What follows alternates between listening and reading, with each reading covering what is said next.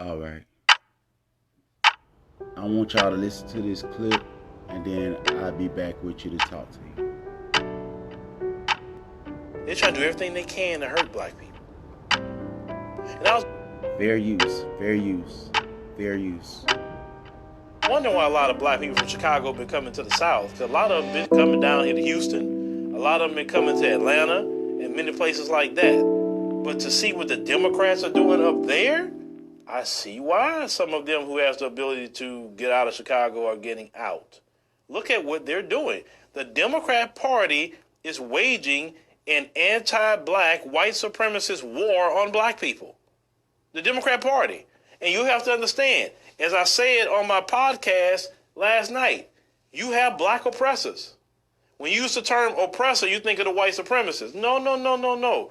You got to think about the black oppressor who's working for the white supremacists. See, the new form of white supremacy today is to put a black face, an Indian face, an Asian face, a Hispanic face, or whatever, to do the dirty work. And we know historically, we always can find a black face to do the dirty work. You know that. It's always some shucking and jiving raccoon that will sign up today to sell out the majority of the black community for a couple of butter biscuits. Black folks get put on a waiting list who are citizens of this country. Citizens. For people that just crossed the border. That means they are more special than you. That means that they're better than you. And that means that your politicians that you voted for, they catering to them, and they didn't vote for them. All those migrants that coming across, they didn't vote. Phil, we got to vote, Phil. Phil, it's going to be bad if we don't vote. Man, look at, you can imagine we don't vote. They didn't vote. And look, they getting $51 million, and you voted, you ain't getting crap. They didn't vote. They come across and get free cell phones. They didn't vote. They get to stay in the school that was closed in your community that you paying for. And you voted. How you like that voting for you for the Democrats? It hurt me. I'm like, oh, wait a minute. I understand we need to be humanitarian, but these people are, that my participant are third and fourth generation Chicagoans, born, bred, fed, and raised here. You know, my grandmother, Mayrella Carrington, rest in peace, always said, Craig, charity starts at home first, and then it goes abroad. So I want to thank you all for this, and we're going to stick together on this with the people in Woodlawn. Said, keep pushing, Craig, keep pushing, and I'm glad that we can do this. Thank you. All right. So, let me tell you about Cain and Abel. Let me explain to you about Cain and Abel.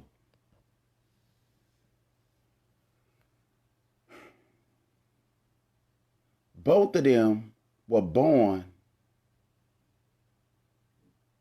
in this sinful world. Both of them were born in sin. 𐤔𐤋𐅌. Both of them were born in sin. Not one of them would be justified to boast in themselves. Both of them were born with a carnal nature. Both of them were born dead without a promise. Both of them was imperfect people. Both of them needed to come up with a sacrifice. One of them, who was Habal, his sacrifice was received. Habal means victim.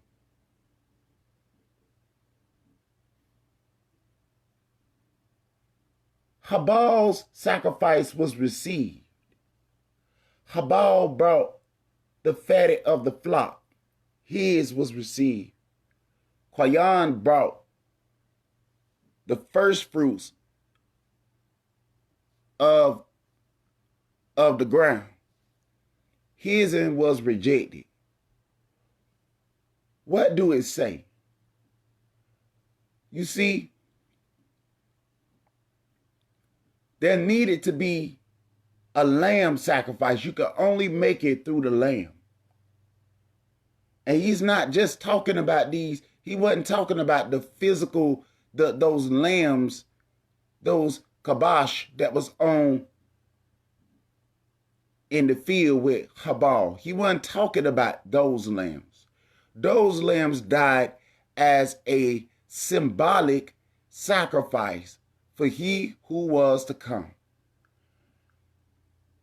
Many a times we will argue about animals being hurt,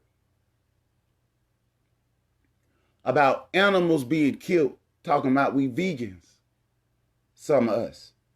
Many of us will argue about that. But the lamb whom Yahweh was talking about came and died on the tree. He died on the tree so that he can restore the breach that is between the diaspora and the northern tribe.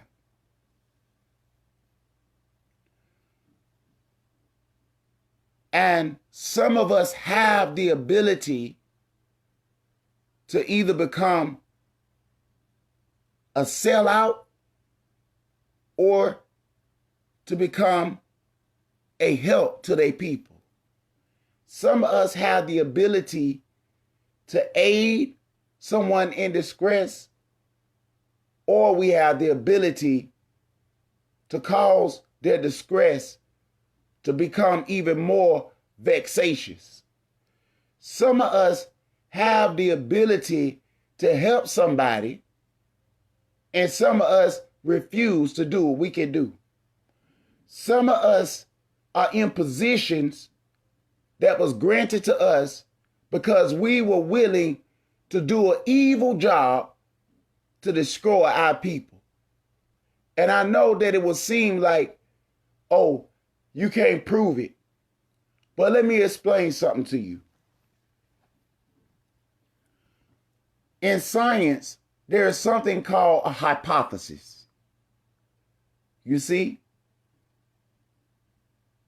With a hypothesis, you can say, I hypothesize that if I plant this seed in the ground, my hypothesis is that every seed will grow in 3 days. Every seed will sprout in 3 days.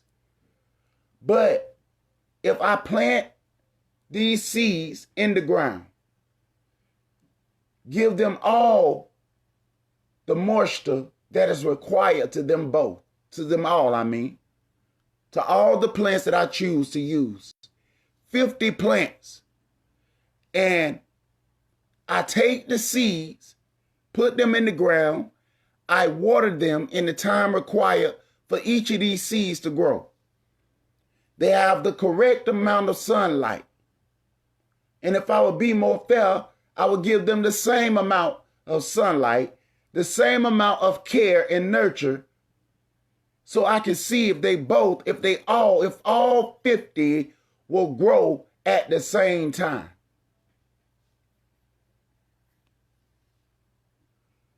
And when I go out there, some plants will take a little longer to grow.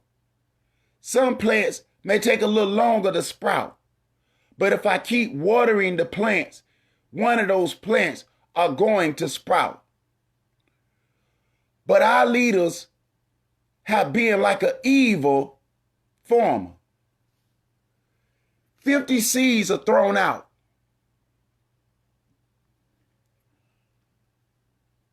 Others are getting water, and the other ones are being rained on by the Creator.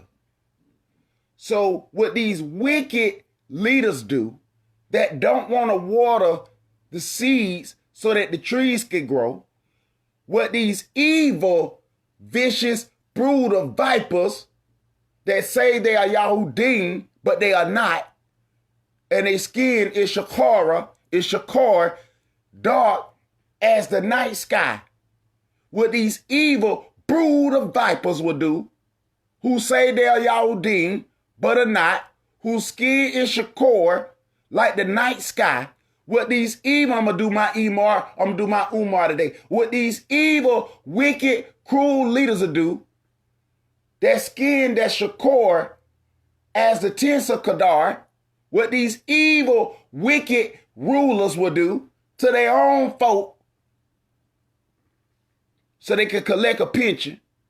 What they'll do is they'll start building up tents over the plants so that they can rally folk to come in and donate the water that fall off of the tent.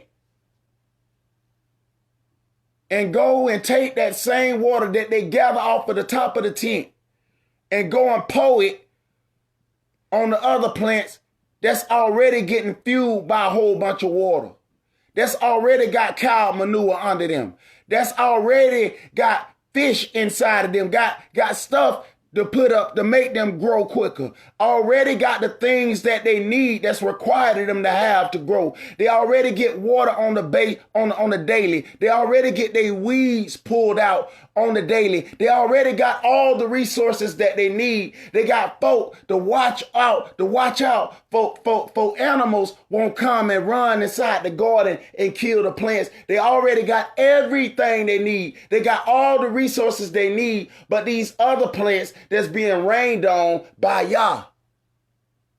Tents are built up by wicked vipers with poison under their tongue. They got two tongues that come out their mouth like a snake. They live all inside of one big bunch because they feel like they're better than the other ones. So these are sheep, and they look like sheep, but they got teeth like wolves. They got tongues like snakes. They got night vision like snakes. In nighttime, they vision on how they want to oppress. At nighttime, they envision on how they can get some more money when they see you hurting. I ask you a question. How are these plants going to live? Now, let me explain something to you. There's a good farmer that comes out with his own bottle of water, and he's pouring it on the plants. These other ones don't like that because they want to kill his garden. Because you know they his garden. Because ain't nobody going to take care of your garden. He going to take care of his garden. They going to take care of theirs. They belong to the wicked one. So they going to water their plants. They going to take care of their plants. Some of those plants don't belong to them. But you got to understand that I'm telling you, I'm giving you an analogy to show you on what people are doing in a wicked and vile way. Don't think I'm trying to say that the immigrants is wicked. I'm not talking about what the immigrants is doing. It's not really all the way about what they doing with the immigrants. It's not about any of that. They say, well, y'all been saying y'all want reparations and y'all don't want to help nobody else. I know what they saying in a sadistic, cruel way what they works. I know what they saying. They saying y'all been asking for help and y'all don't want to help nobody else. Well, if the poor lend to the poor, they like the rain after it done fell on the ground and done dried up. So back to what I'm saying. So the good farmer, the father who waters his vine, who he said that his nation is, they his vine, they got to get connected on him though, because they got wild. See, some of us is wild. We've been scattered, and some of us is wild. And we're around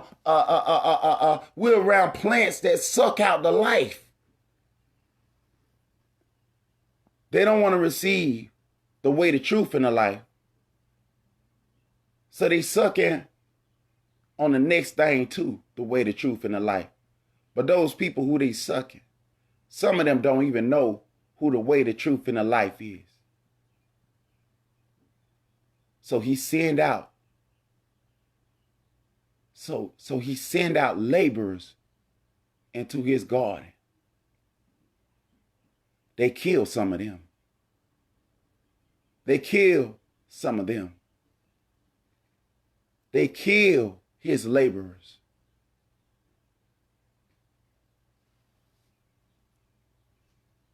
So he say, I'm going to send my own son. That's what the father say. I'm going to send my own son. Surely they will hear him. Surely, if I send my son, they will hear him. They hung his son on the tree. Yeah, they vouched that his son be hung on the tree because they love oppression.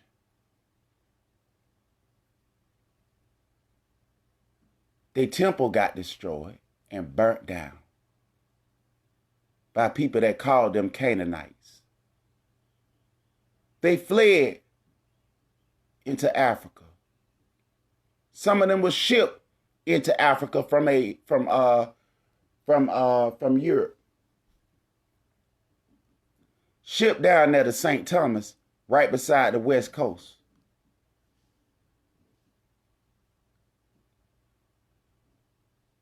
From the Portuguese plantation. Some of them got shipped over there and stripped naked and shipped and beat. They beat them. The ones that didn't want to receive a false deity that say he is the vicar. They didn't want to receive that one. Some of them were tortured. They stripped the parents naked and took the children to the plantations. There go your diaspora. They took their sugar canes that they had planted down there in St. Thomas and St. Thomas. I shared the brother's video. If you want to know about that, I shared the video. They shipped them across the water, these seeds. Neglected the seeds. Gave the seeds a false sense of hope. The seeds have lost their mother and father, but yet and still they'll cry when a turtle. Life is in danger. They take all of the resources and give it away. You see, most of us don't want nothing bad to happen with nobody else. All a plant want to do is grow. Tupac did a message. He was talking about the rose that grew from the concrete. People should have been happy to see the rose that grew from the concrete. They wasn't amazed to see the rose that grew from the concrete. They despised the rose because it had damaged petals. They despised the rose, but they didn't even understand that the rose growing from the concrete was a miracle. How the rose grew from the concrete without no nutrients. Their nutrients came from Elohim. Their nutrients didn't come from thieves and robbers. Their nutrients came from a life giver. Their nutrients, instead of them being inspired by the rose, the farmers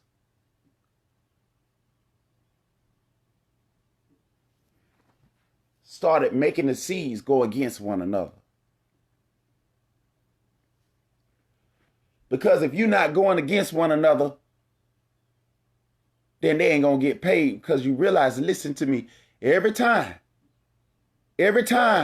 you get hurt, these people that come out and say, justice, justice, and you notice that justice ain't never done. You know, every time paychecks get flew out and the parents got to figure out how they going to bury their child, or bury their daughter, bury their mother, their grandmother, their uncle, their cousin. They got to figure out how they going to bury their kinfolk. that you ain't got to be a nearest of kin to be kinfolk. They got to open up a GoFundMe account. Folk will get $3 million when they open their GoFundMe account. But if you open up something to try to give somebody something to eat, don't nobody hardly show up. Think about what I am telling you. Who trained the sheep to eat and gnaw one another instead of eating the grass that Elohim give them freely? Who told the sheep that they should pay a fee to eat the grass that Elohim gave to them? If he give it to you, then it's in your name. It belonged to you. He gave it to you. He gave it to you. It's yours. But we don't take it. We don't take it. Those who get paid to see you suffer. You ever wonder why folk don't like to hear you talking about how you feel? You ever wonder why folk keep telling you, please be quiet? Because they want to enjoy the blood money in peace. They can't enjoy that blood money, knowing that every single dollar that they spend is at the expense of a life being murdered. It'll be hard for people to pretend like they are followers of the way. They don't want to hear your problems. They don't want to hear you saying my stomach hurt. They don't want to hear you saying you hungry and thirsty. They'll choke you so they won't hear you scream. They'll choke you, They'll choke you. Hear one last scream and meditate. I pray that they meditate on every scream. I pray that they conscience bother them until the day that they die.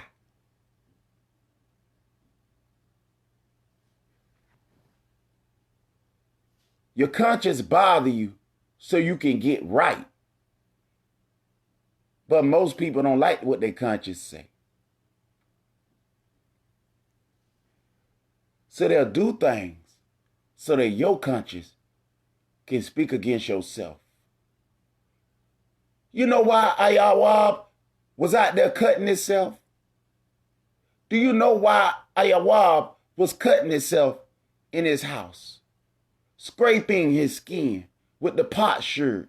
You know why Ayawab was going through all the stuff he was going through with his friends was telling him, Ayawab, it must have been something that you did.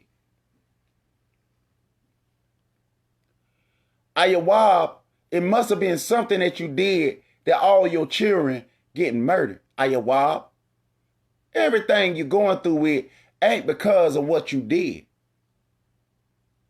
But Ayawab sat there and listened to what the scripture called wicked counsel.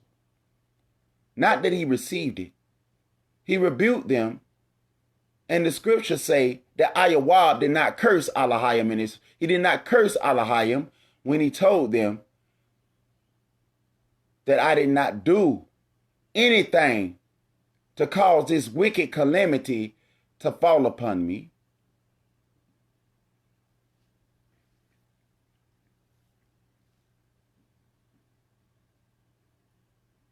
So I'm going to tell you, laborers, continue to water the plants.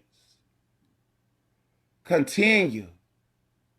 And thank Yah if he put a hedge of protection around you for folk that's begging to go to hell. Thank Yah. Don't thank Yah, say thank you, Yah. Don't say thank you, Yah, that I got whooped side the head and it make me feel so good. No, you thank Yah that you got a reward in the Shamayam. Thank Yah that you got a reward in his kingdom. Don't thank Yah for what the devil doing. Thank Yah for what he doing for you, what he going to do, and what he's doing for you. If you, listen, if we want anything from Yah, then we need to start to learn how to come together and treat each other like we supposed to treat each other. And I know people, I know we say, well, we ain't gonna never come together. I feel you. But let me tell you something. Let me tell you something. The commandment is that we love one another like we love ourselves. But the first one is that we love Yah. And most of us have been tricked to believe that he don't exist. Or some of us, because of the trials that we going through with, we starting to believe that there is no creator. It cannot be a creator. But here is the problem with that. Either we his ruler and our rules is what's going to go, or he is the one that we need to be obedient to. He said, love ye one another as you love yourself. And by doing that, you're bearing witness that you are my children. But when we don't love each other, it's just like a neglected garden. Sure, some others may come and because they are a remnant out of the other nations and pour a little water on you. Put a little manure in the soil and let the seeds grow. Sure, some of us, get help by other folk that come in and see the things that you're going through with. That's good. But no matter what state you're in, always try to find a way how you can help your brothers and sisters. We know how to help other people. We vouch for them when we can't even afford to take care of one another. But like the brother said, charity, like the brother said, his elder told him, charity starts at home. My grandmother say, my grandmama say too, charity starts at home. A lot of y'all grandparents and mothers and fathers done told you, charity starts at home. When you running a race, in order to win, you got to keep going right till you reach the finish line. So if charity start at home, how come a lot of people think that because you don't start at home first, mean you hate people? If so you skip over your people to help other folk, it don't make sense. It's an error. Sure, you can help somebody else, but don't neglect your brothers and sisters. Some of us ain't got money. Some of us just got a kind word. Some of us ain't got that because we don't want to open our mouth no more. Because we done lost somebody in our family to police brutality. And just like Jeremiah, we don't want to talk no more for y'all. We're getting exhausted. Some of us have lost a loved one. And we want to just give up on life and hope. But I'm trying my best to encourage you today. Don't think that encouragement from other people, that they don't need it themselves. I'm trying to tell you something that we need to say to one another. And something that we not just need to say, but like the apostle said, we need to do.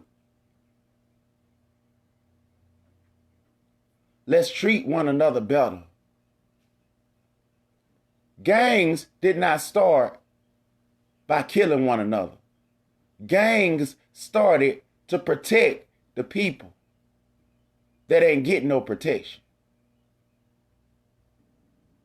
Gangs have been infiltrated.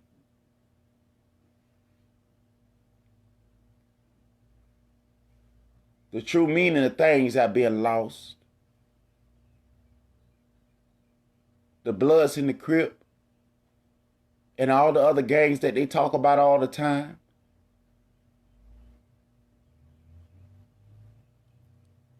Y'all got to remember, if I say your blood is red, I'm not talking about no rag. when the scripture say that his word is like water, he ain't talking about no rag. You got to remember that those things were supposed to symbolize something positive.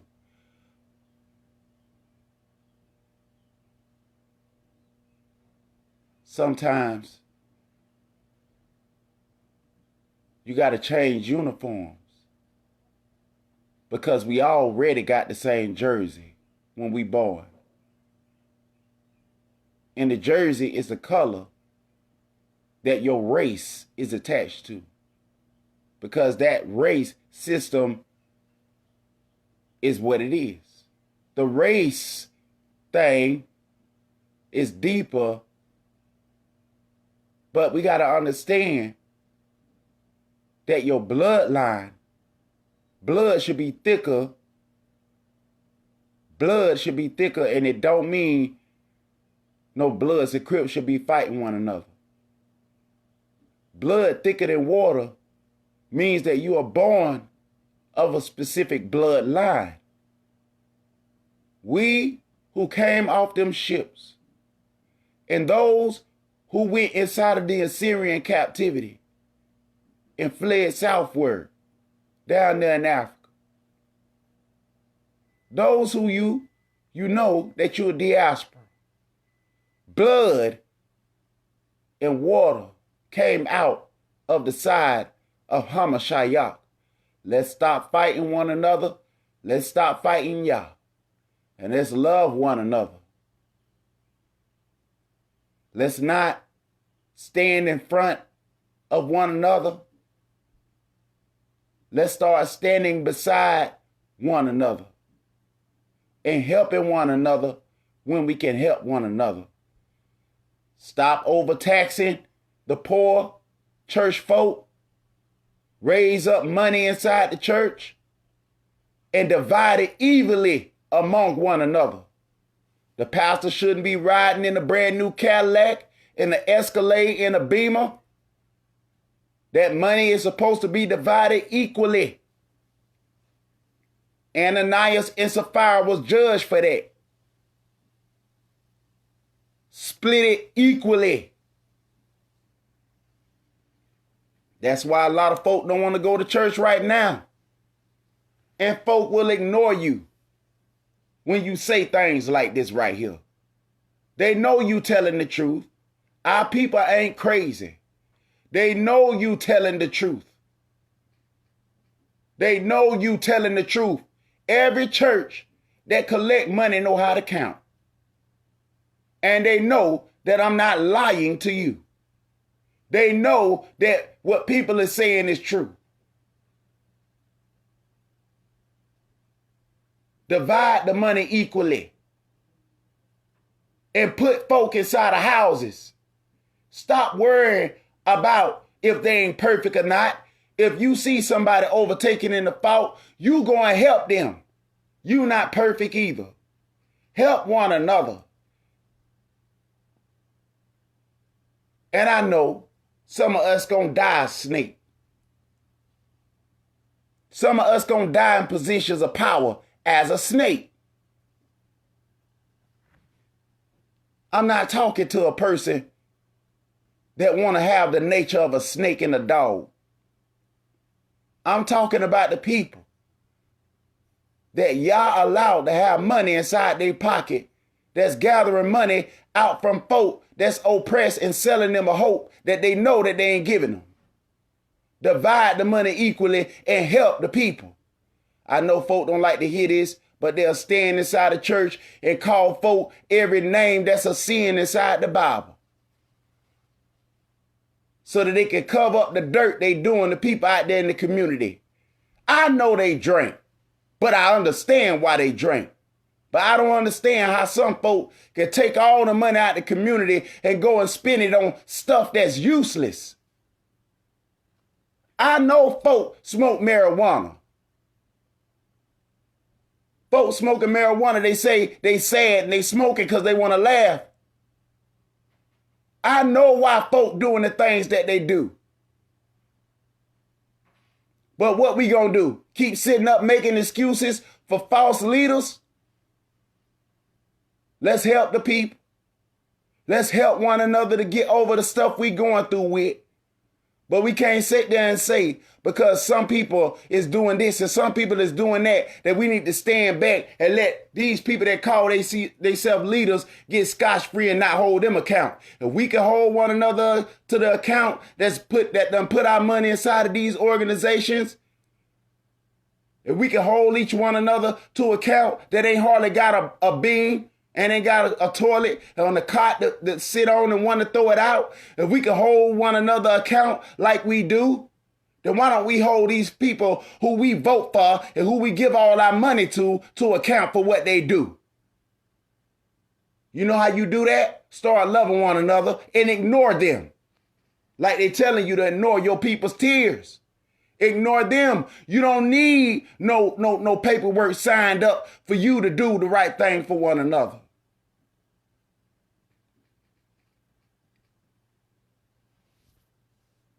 Some of us done devoted our whole life. Somebody said to me before they died, don't you ever devote your life to our people. And I should have listened to that person.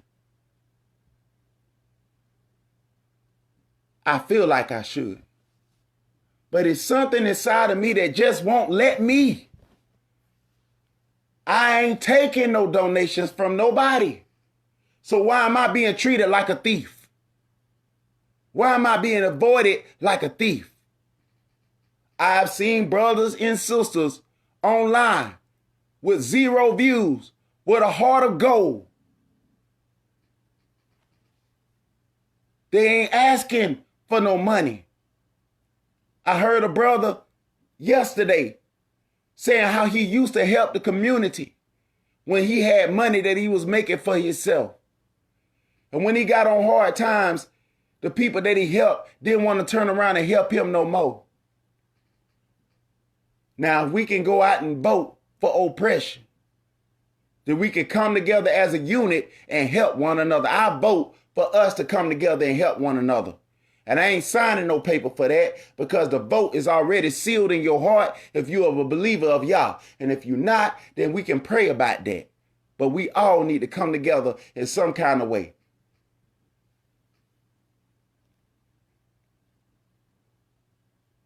Shalawam to the hearers and the keepers of this word. I pray that all of us understand this word ain't just for folk that's sitting up in church with their head up.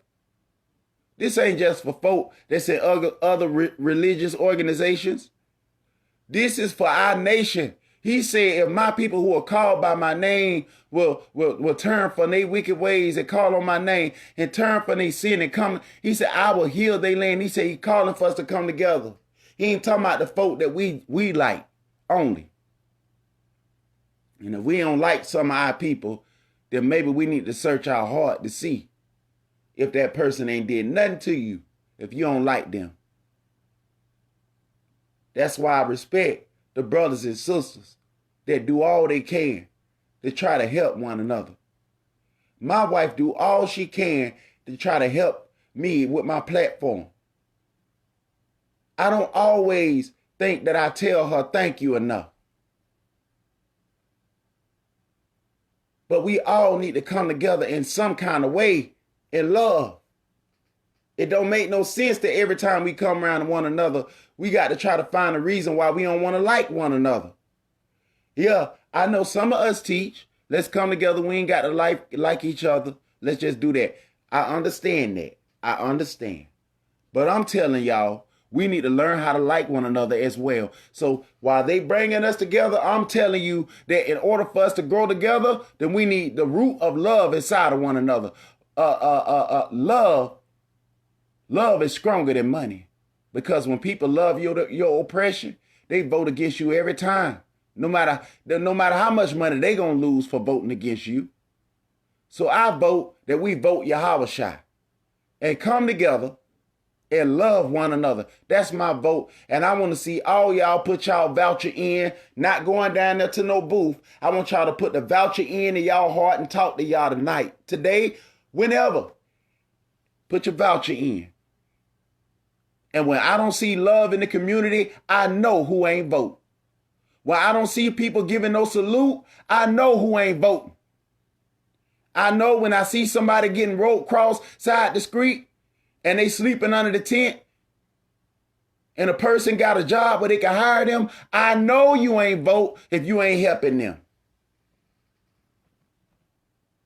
And if you want to be treated like that, then that's on you. But I'm telling you, we got to do better as a people. I know we make mistakes. I know we doing things because of what we've been through with. But family, we need to try our best to try to get right. I'm sorry if you feel offended by what I'm saying to you.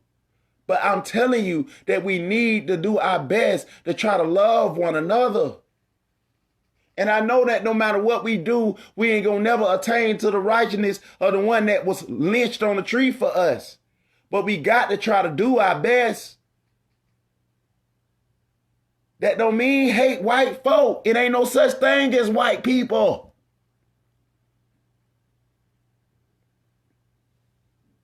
I'm telling you, love one another. Negroes' charity start at home. I'm not saying, I'm going to say this one more time. I'm not saying you can't help other folk that won't help. But I said what the scriptures say, charity start at home. And if anybody can convince me that they ain't never sinned in their life, then stop my broadcast. I'm going to stop my broadcast. If anybody can convince me that all of us ain't never did nothing wrong in our life, then I will never say nothing to you no more. If you can prove to me that none of us ain't never did wrong in our life, if we can prove it to me that all of us perfect, then I will never speak a word on here again. If you can prove that to me, prove it to me. Then I give what I can't afford. Prove to me that ain't nobody that all of us on this earth that we perfect. Prove it. You can have everything. I want to hear Yah. I want you to get the Father, because if you're telling the truth, then he'll rebuke me. I want you to tell Yah. If all of us is perfected and perfect, then you explain, tell Yah, and tell him to talk to me in an audible voice or something. That Calvin, thou art a liar. There are some among you that have never, ever trespassed against me. Then we'll just leave it like that. I won't say nothing to you no more about this. I know that we ain't perfect. But what I'm telling you is that in an imperfect world with imperfect people, we can do a perfect thing, which is do our best to try to love one another. Am I talking to you from a place of perfection? No. But I'm saying we need to try to do our best in some kind of way. It ain't been working for us trying to condemn one another for every little thing we do. My plea is that we come together in love and prayer. And if we can't hang around one another like that, I understand that, but work on yourself in the meantime while you still trying your best to help one another. I don't know what this means to you, but I hope it's falling on a place of a good place. We got to start somewhere. Shalawam, 𝐤�𐤋𐅅.